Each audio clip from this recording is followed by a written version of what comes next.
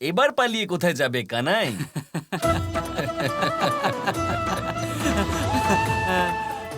ঠিকই বলো তুমি কানাই, যখন তুমি হাসো তখন এই সমস্ত সংসার হাসে। দাদা, কৃষ্ণ খুবই খুশি কারণ ওর রাধা বদলাচ্ছে।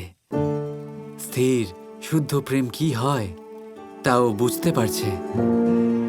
বুঝতে পারছে যে ভালোবাসায় ক্রোধের কোনো স্থানই থাকে না। কিন্তু বোঝার এই স্তরে পৌঁছতে গিয়ে ও অনেক কঠিন যাত্রা করেছে কানাই। এই যাত্রা যতই জটিল আর কঠিন হোক না কেন দাদা, এই যাত্রার উদ্দেশ্য সরল ও সার্থক হয়।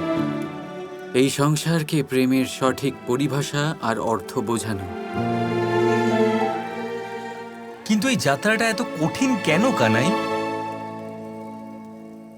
কঠিনতার পর্বত কেটে কেটে স্বয়ং নিজের একটা পথ বানিয়ে কৃষ্ণ প্রেমের সাগরে যখন মিলবে, তখনই এই ধারা আবার রাধা হবে দাদা।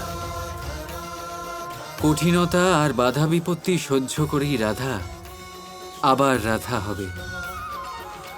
এই সংসারের সম্মুখে যখন রাধা প্রেমের একটা নতুন, একটা সার্থক রূপ প্রকাশ করবে, তখন এই সংসার রাধার সম্মানে তার নাম কৃষ্ণের আগে নেবে দাদা।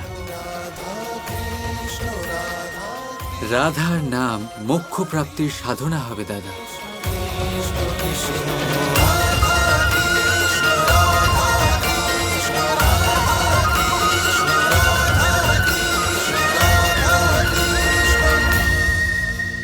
এই ফলটা দেখছেন আপনি?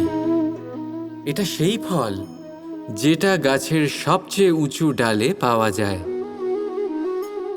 কিন্তু যখন এটা খসে পড়ে তখন এটা আকাশের দিকে যায় না যা ওপরে আছে, সে যায় সেই ভূমির দিকে যে নিচ থেকে তার দিকে তাকিয়ে থাকে।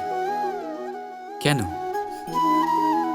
কারণ এই ফলের নিজের উচ্চতার ধারণা মাটির থেকে নিজের দূরত্ব দেখে হয়। এই ব্যাপারটাই আমাদের মানুষের জন্যও খাটে। যদি আপনি সম্পন্ন হন, তাহলে তাদের সাহায্য অবশ্যই করবেন যাদের সামর্থ্য আপনার থেকে কম, যাদের সাহায্যের অত্যন্ত প্রয়োজন। আপনার সামর্থ্য বেশি কারণ তাদের আপনার থেকে সামর্থ্য কম। দেখুন, জীবনে আনন্দ শুধু বড় হওয়ায় নয়, বরং তাদের সাহায্য করেও আছে যারা কোনো কারণবশত আপনার থেকে নিচে রয়ে গেছেন। আর যখন একটা ফল এই কথাটা বুঝতে পারে, তখন আপনি নয় কেন, রাধা রাধা